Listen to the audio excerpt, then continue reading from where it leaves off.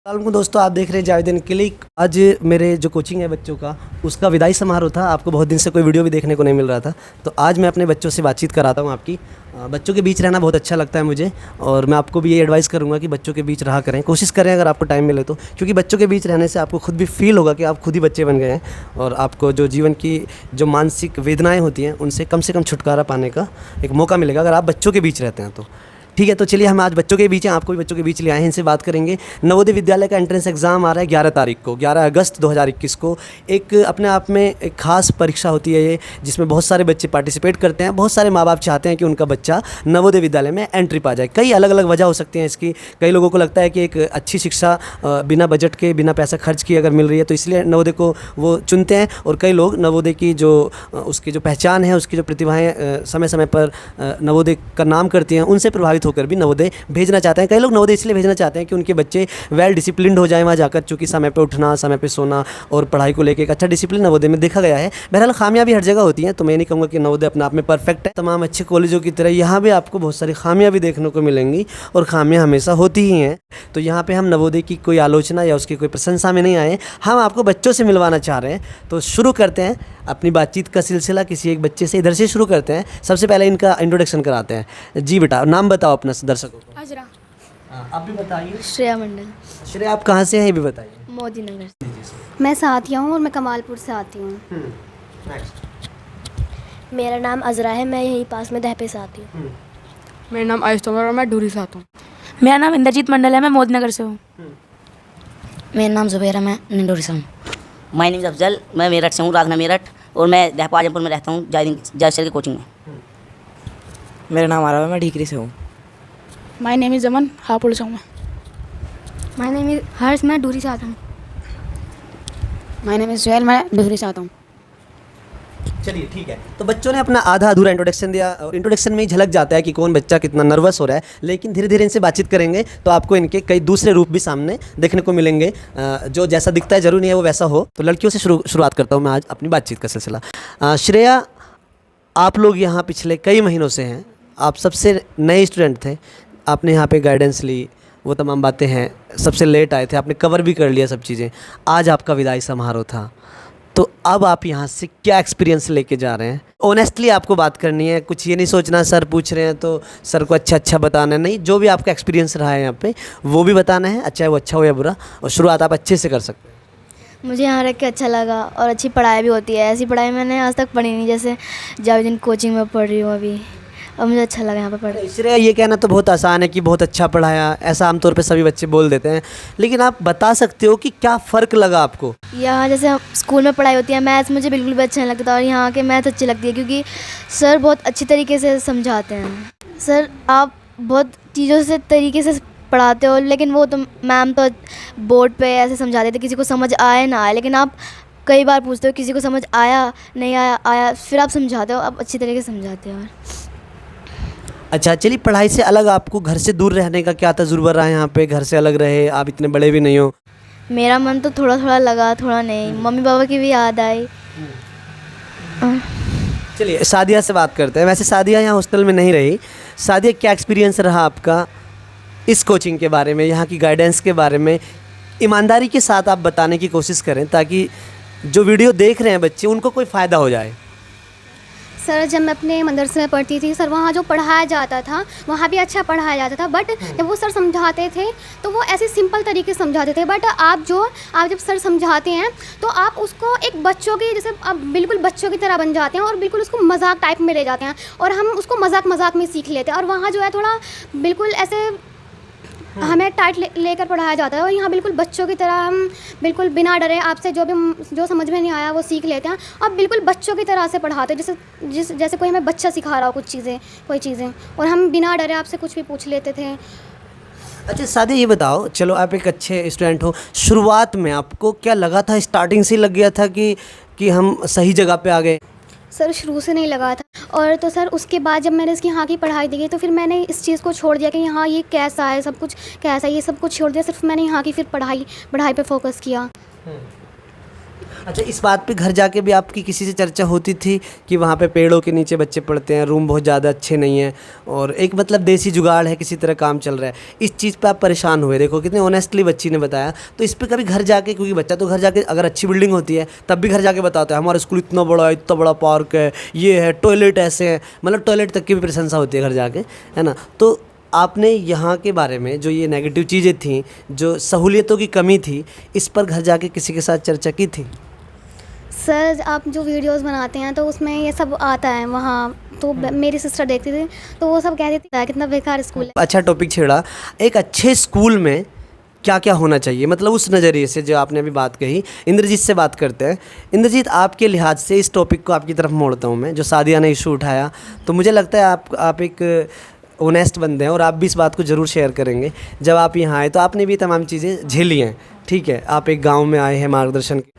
जब मैं भी यहाँ पर आया था तो मुझे भी क्या नाम है ये जगह इतनी अच्छी नहीं लगी थी, पर जैसे मैंने यहाँ पे शाम को आया था, मैंने जब यहाँ पे हम रुके थोड़ी देर, फिर जब सुबह को जब पढ़ाई हुई थी तो मैंने देखा कि सर जी यहाँ पे औरों की तरह नहीं पढ़ाते। सर जी यहाँ पे गाने से, जैसे सॉन्ग होते हैं वो कि महबूबा छिपा निकल के सामने या महबूबा, ऐसे गानों से सर जी समझाते हैं। तो मुझे यहाँ पे इंटरेस्ट लगा। मैंने फिर दूसरे दिन या मैंने जब बात करी तो मैंने मम्मी पापा को बोला कि यहाँ पे जगह के नाम में थोड़ी सी मुझे एडजस्ट करना पड़ रहा है, पर यहाँ की पढ़ाई बहुत अच्छी है। और क्या नाम है उन्होंने ये बोला कि अगर क्या नाम है अच्छी चीज़ें या अच्छी पढ़ाई अगर तुम्हें चाहिए तो थोड़ा बहुत क्या नाम है एडजस्ट तो करना ही पड़ेगा। फिर मैंने ठान लिया कि मैं यहाँ पे ही पढ़ूँगा और मन लगा के पढ़ूँगा, और फिर मैं यहाँ पे मैं पढ़ाई करता हूँ। इंद्रजीत की बातों से एक बात तो साफ पता चल रही है बच्चों कि गार्जियन अगर सपोर्ट कर दे, कहीं बच्चे को कुछ लग भी रहा है तो गार्जियन अगर समझा दे उसे कि बेटा काम चला लो, अगर चीज़ें तुम्हें सही लग रही हैं तो कुछ चीज़ें अगर गलत भी हैं तो उन्हें झेलो। मेन चीज़ देखो कि मेन चीज़ क्या थी, मेन चीज़ पढ़ाई थी, और आपके गार्जियन ने आपको इस बात के लिए तैयार किया कि आप पढ़ाई पर फोकस करो, अगर आपको पढ़ाई अच्छी लग रही है तो आप एडजस्ट करो, क्योंकि बिल्डिंग मैटर नहीं करती है ना। इस चीज़ का सपोर्ट किया। चलो आयुष से बात करते हैं। ये आयुष से आपके सामने जो चश्मे में बैठे हैं। आयुष, आप तो यहाँ से लोकल से ही हो, 4-5 किलोमीटर दूर से आते हो आप एक अच्छे स्कूल में आपकी शुरुआत हुई थी, पढ़ते थे आप, तो एक अच्छे स्कूल से निकल के आना, एक अच्छा क्या बेहद अच्छे स्कूल से आप निकले थे स्टार्टिंग में, और जब जहाँ तक मुझे याद है कि आपकी पढ़ाई लिखाई जो है वो बेहद कमज़ोर थी, स्पेशली मैथ में आप बहुत वीक थे, है ना। तो आपकी जो ये पूरा साल रहा है, जो यहाँ का एक्सपीरियंस है, और मुझे याद आ रहा है आयुष ने एक बार तो आते ही ये बोल दिया था 1 साल पहले यहाँ पे सीधा कि मुझे यहाँ पे नहीं पढ़ना किसी भी कीमत पे, मैं तो चला जाऊँगा। और अभी आयुष को पढ़ते पढ़ते 1 साल से ज़्यादा हो गया है तैयारी करते करते। तो आयुष, क्या एक्सपीरियंस रहा? पहले से तो बहुत अच्छा हो गया यहाँ। तब मैं शुरू आया तो मैं ये सोचता कि ऐसी जगह है गंदी, और अब तो बहुत साफ़ सुथरा है। फिर भी इतना नहीं है, पर है कि यहाँ रहने लायक है, कि हम यहाँ रह सकते हैं। अच्छा बच्चों, एक सवाल है आप सबसे, जो जवाब देना चाहे वो दे सकता है, ठीक है। जैसे आपने नोटिस किया यहाँ पे कि यार अच्छी बिल्डिंग नहीं है, अच्छे फ़र्श नहीं है, अच्छी चेयर नहीं है ना, तो जहाँ पहले पढ़ते थे, जहाँ पे सब कुछ अच्छा था, तो जिस तरह आपने यहाँ पे बिल्डिंग को नोटिस किया तो पढ़ाई को नोटिस करते थे? वहाँ पे पढ़ाई तो थोड़ी सी डाउन थी, पर फैसिलिटीज़ ज़्यादा। यहाँ पे पढ़ाई बहुत अच्छी होती है, पर फैसिलिटीज़ थोड़ी सी कम है इधर। अच्छा इंद्रजीत, आज आपको कोचिंग का विदाई समारोह था, तो हमने एक वोटिंग कराया था कि बिहेवियर, पढ़ाई, सब चीज़ों के आधार पर वोटिंग कराया था कि जो भी बच्चे पसंद करते हैं, तो और एक बच्चा चुनने के लिए बोला गया था, तो आपका नाम इसमें आया था, है ना। तो आपको पहले से उम्मीद थी कि आपका ही नाम आएगा? अगर आपको उम्मीद, जी बताइए। वैसे उम्मीद तो क्या नाम है इतनी थी नहीं, पर क्या नाम, पर जैसे और बच्चे हैं उन्होंने भी मुझे बताया कि हमने दिया। आपको लगता है बच्चों ने सही चुनाव किया आपका? आप वाकई आप ही थे इस लायक कि आपको पहला स्थान मिलता अच्छी आदतों में? ये तो मुझे नहीं पता, ये पता है उन्हें जिन्होंने मुझे क्या नाम है वोट किया। मैं ऐसे बताऊंगा तो जो बच्चे इसमें क्या नाम है हार गया, उन्हें बुरा लगेगा, इसलिए मैं अपने आप को इतना क्या नाम है ओवर कॉन्फिडेंस नहीं दूंगा। ठीक है, ये बताओ, चलिए आप जीते, व्यवहार में आपको पहला स्थान दिया बच्चों ने और एक तरफा वोट किए, है ना, बाकी बच्चों को 2-3 वोट मिले, आपको 35 वोट मिले थे शायद, तो 39 या 35, काफ़ी एक तरफा आपकी जीत थी, आपके सामने कोई था ही नहीं। तो आप क्या बच्चों को एडवाइस करेंगे कि आप आपने जो तरीका अपनाया अपनी लाइफ में, यहाँ भी है वहाँ भी, क्या गुण हैं आप में ऐसे कि दूसरे बच्चों को भी वो अपनाने चाहिए? क्योंकि जाहिर सी बात है आप अच्छी आदतें हैं तभी आपको चुना है उन्होंने, तो वो क्या गुण है आपको लगता है, आपको भी एहसास होगा इस बात का कि मेरे अंदर वो क्या खूबियाँ थीं जिन्हें बच्चों ने शायद नोटिस कर लिया? जैसे जैसे कुछ बच्चे होते हैं जो क्या नाम है जो जैसे कोई और जगह आता है अपने मम्मी पापा को छोड़ के, तो वहाँ पे कुछ बच्चे होते हैं किसी क्लास में या कोई गांव में। तो मैं जब गांव में पढ़ता हूँ तो हमें बहुत सारे बच्चों को मैंने देखा जो क्या नाम है मेरे फैट की वजह से मैं हेल्थी हूँ, इसलिए मुझे क्या नाम है चढ़ाते रहते हैं मोटा कह के। पर जब मैंने आपसे ये बात शेयर करी तो आपने बोला इग्नोर एक शब्द है जिसे क्या नाम है इस काम में यूज़ करता है। तो मैंने क्या नाम है तब से मैंने सोचा कि अब जब भी कोई मुझे ऐसे वो मोटा कहेगा तो मैं क्या नाम है उन्हें क्या नाम है इग्नोर कर दूंगा और उन्हें उनकी बातों का ज़्यादा ध्यान ना देके मैं अपने पढ़ाई पे ध्यान दूंगा। चलो माइक सादिया की तरफ लेके चलते हैं। हाँ सादिया बताओ, आपको भी बच्चों ने चुना आज, है ना? हमने एक वोटिंग कराई थी रूम वाले बच्चों की तरफ से, तो रूम वाले बच्चों ने आपको चुना था, ठीक है? तो क्या लगता है आपको, क्या गुण आपके अंदर होंगे ऐसे जिनकी वजह से आपको बच्चों ने चुना?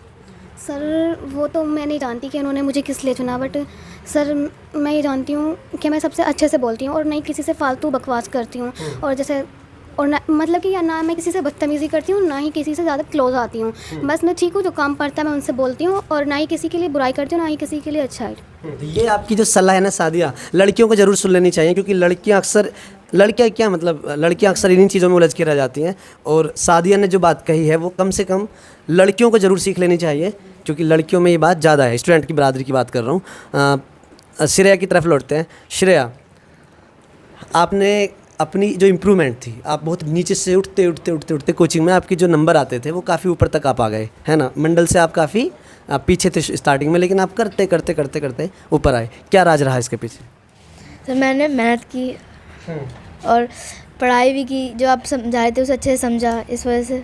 अच्छा चलो ठीक है, ड्रीम पे बात करते हैं बच्चों के। बच्चों क्या बनना चाहते हो आप? मैं डॉक्टर बनना चाहती हूँ। अच्छा डॉक्टर ही क्यों? सर वो लड़कों के लिए काफ़ी अच्छा भी है। ठीक है। श्रेया, आपका क्या सपना है?